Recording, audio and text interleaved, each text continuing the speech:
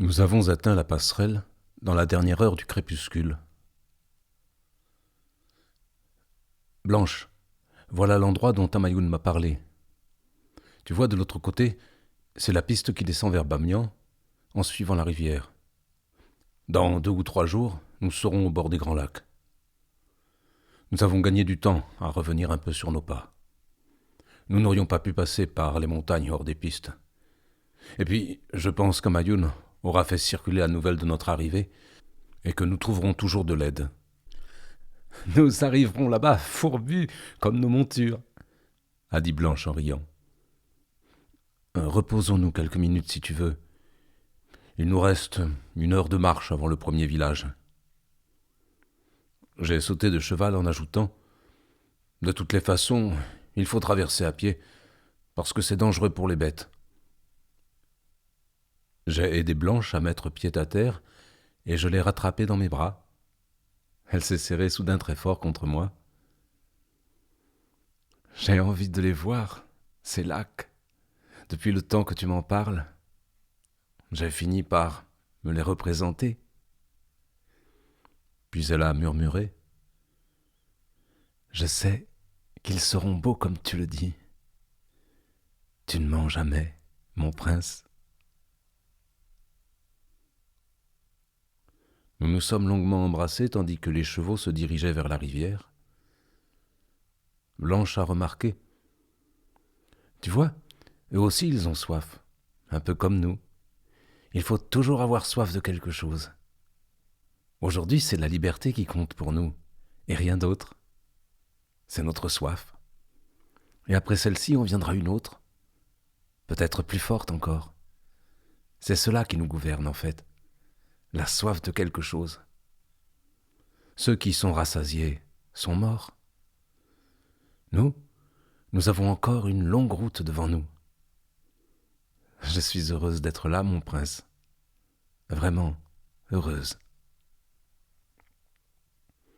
Je l'ai sans doute regardée étrangement car elle a poursuivi. Cela t'étonne de m'entendre parler de cette manière ? Parce que cela ne me ressemble pas ? Je ne sais pas comment te dire les choses autrement. On court pour se sauver, mais l'espérance naît peut-être de tout ce désordre. Peut-être s'étend-elle dans d'autres recoins de notre cœur et donne-t-elle envie de vivre de nouveau. C'est vrai, Blanche, je ne t'ai jamais entendu parler comme cela. Nous n'avons jamais vécu cela non plus. Je ne sais rien de toi, en fait. Tu ne m'as rien dit de ta vie. Ma vie n'a aucune importance, mon prince. Ma vie pour toi commence avec toi, existe par toi, maintenant et maintenant seulement. Maintenant est la seule réalité. Voilà qu'elle redevient la reine blanche. Voilà qu'elle redevient ce qu'elle a toujours été. Je t'aime, ai-je dit doucement. Mais elle ne m'a pas entendu. C'est curieux comme viennent les images. Certains jours, il n'y a rien, comme si on n'avait plus de souvenirs pour reconnaître les couleurs du monde. Et puis d'autres jours, comme aujourd'hui, tout se bouscule dans la tête. Mais on voit clairement. Je dis voir au sens fort. On sait exactement à quel point on se situe sur la trajectoire. En ce moment, je sais parfaitement où je me trouve. Elle a fouillé dans une des poches intérieures du manteau de loup et on a retiré l'étui où elle gardait son passeport et son argent. Elle l'a ouvert et en a sorti une carte postale qu'elle a longuement regardée sans me la montrer. Tu sais, mon prince, je suis aujourd'hui entre 2 lacs. Le dernier que j'ai connu n'était pas beau. C'était en Europe. Un fantôme blanc traverse l'espace. Je revois les grilles de fer dans le matin froid, les pelouses désertées et tous ces visages tourmentés qui hantent les allées de gravier. Je suis près de la fenêtre et mon regard se perd, au loin, là-bas, sur une petite tache d'un bleu-gris qui parfois clignote sous le soleil. Je suis entre deux lacs, mon prince. Celui d'hier, et que je n'aime pas, et celui que tu m'as promis. Celui-là, je l'aime. Celui-là, je le veux. Tu m'écoutes ?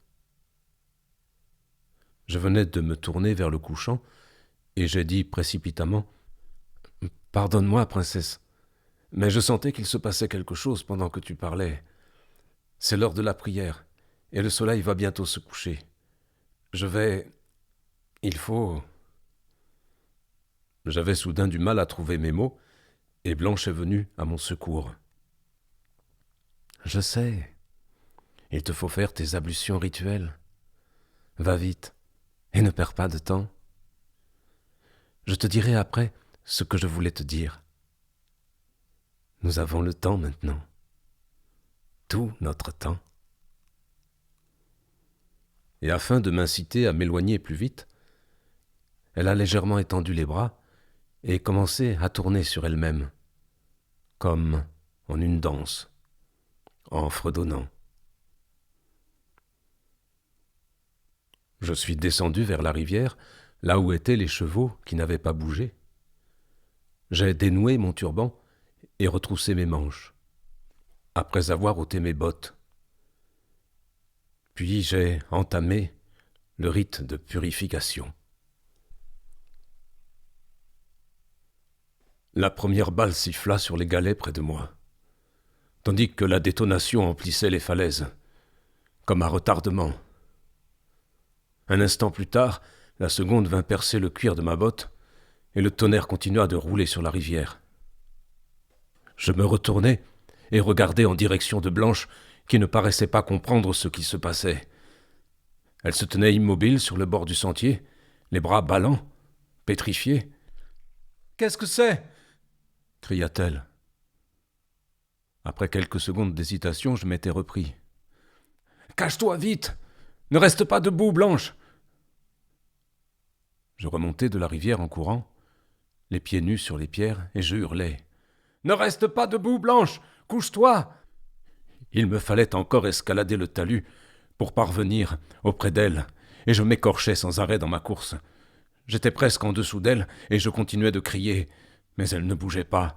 Elle me regardait simplement courir. Les balles frappaient tout autour de nous, en miaulant parfois lorsqu'elles ricochaient sur la roche. Pour monter plus vite, j'avais délaissé le sentier, mais je glissai sur les pierres et tombai à genoux sur un buisson. Mon manteau se prit dans les épines et me paralysa quelques instants. J'avais toujours les yeux fixés sur Blanche et poussais des cris qu'elle semblait ne pas entendre. Je me redressai pour avancer encore quand je la vis soudain tournoyer sur elle-même et tomber vers l'arrière. Il y eut un autre coup de feu qui la projeta plus loin encore et elle disparut de ma vue, masquée par le talus. Je courus, comme dans un rêve, vers le haut, et j'eus l'étrange sentiment que tout devenait facile. Je ne sentais plus la douleur, ni le poids de mon corps meurtri. Je courus ainsi pendant un siècle. Le silence était tombé sur la rivière.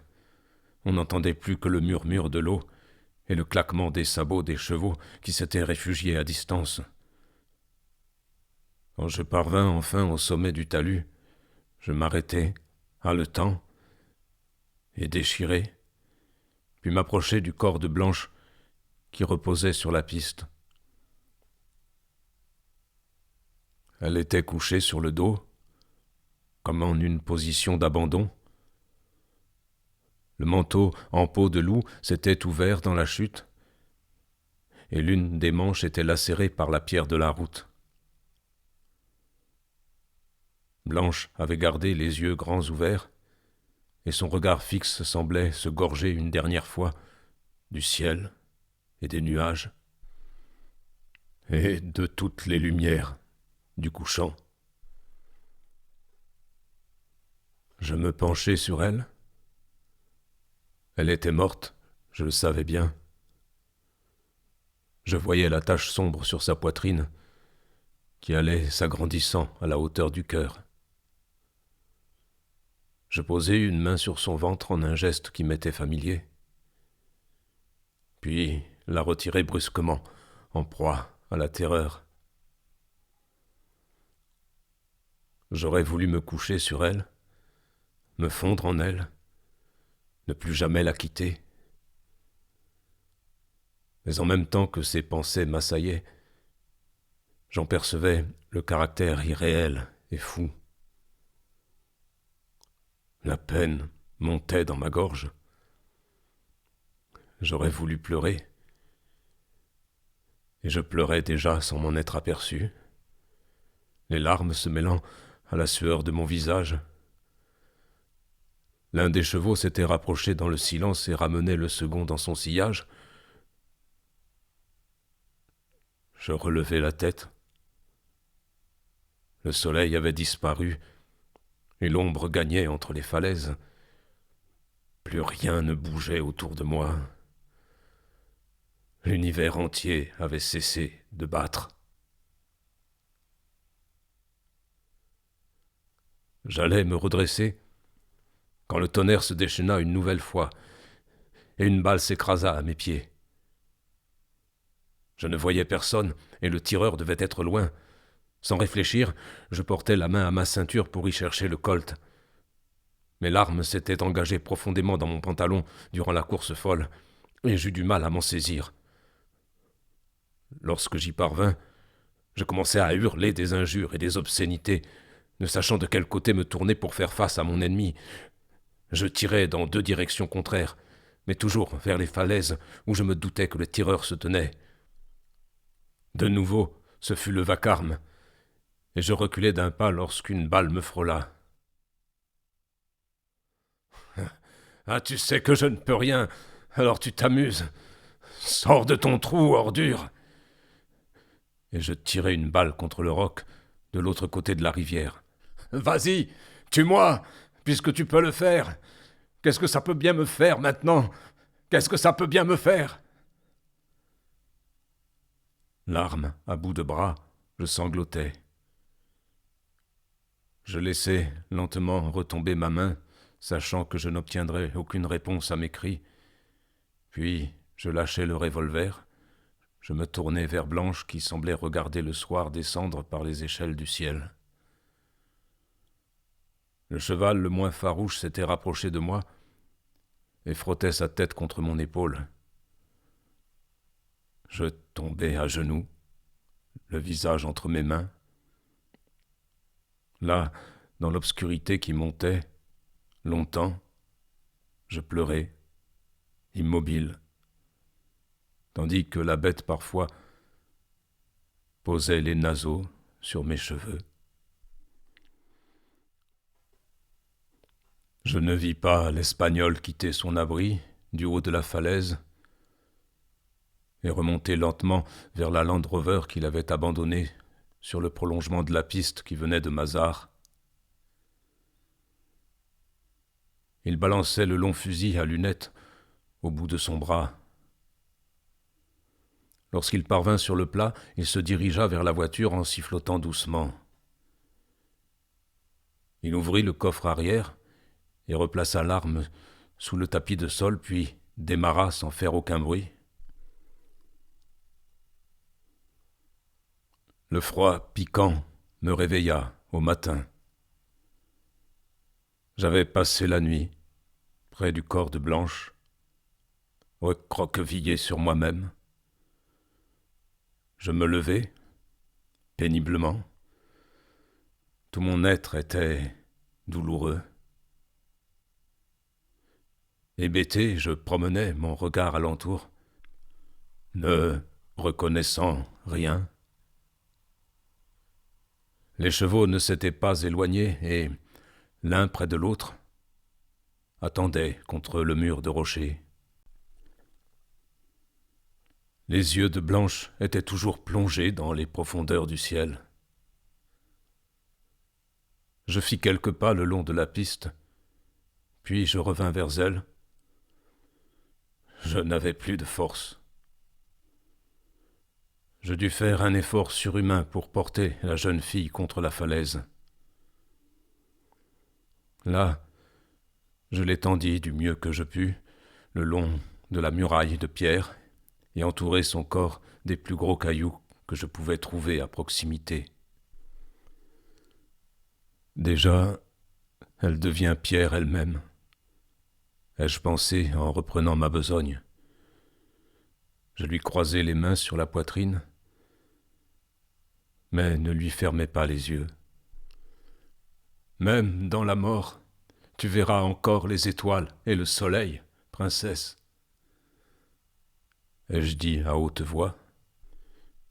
Je commençai à couvrir le corps de pierres plus petites qu'il me fallut aller chercher de plus en plus loin, près de la rivière.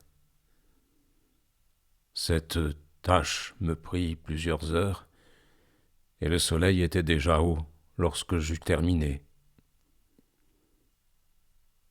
Je marchai ensuite, longtemps, vers l'amont du cours d'eau, où je savais que poussaient les arbres. Je coupai la branche d'un jeune peuplier et la ramenai vers le tombeau. Je l'écorçai lentement, pensai un instant à y graver le nom de Blanche, mais j'y renonçai. Lorsque j'eus fini, j'attachai au bout de la branche un morceau de mon turban, puis piquai le bois entre deux pierres. Je m'agenouillai contre le monceau et voulus parler, mais les seuls mots qui me vinrent furent « Je ne voulais pas, princesse. Je n'ai jamais voulu ça. » Encore une fois, j'essayais de pleurer, mais je n'avais plus de larmes, ni pour Blanche, ni pour personne. Je me détournai pour marcher vers le bord de la piste où j'avais laissé mon manteau, à l'endroit même où Blanche était tombée. Un petit morceau de carton s'envola lorsque je ramassai le vêtement. C'était une carte postale du lac Léman, aux couleurs criardes, une image banale et anonyme. Sur le haut d'une colline, à l'emplacement d'un immeuble blanc, on avait tracé une croix comme pour marquer une présence ou un souvenir. Je regardai longtemps la photographie avant de la reposer à terre, puis placer une pierre dessus. Je me relevai alors que le soleil éclairait la tombe, et je commençais à haïr le monde. Lentement, je pris les 2 chevaux par la bride, et, sans me retourner, je m'engageai sur la piste qui menait au grand lac.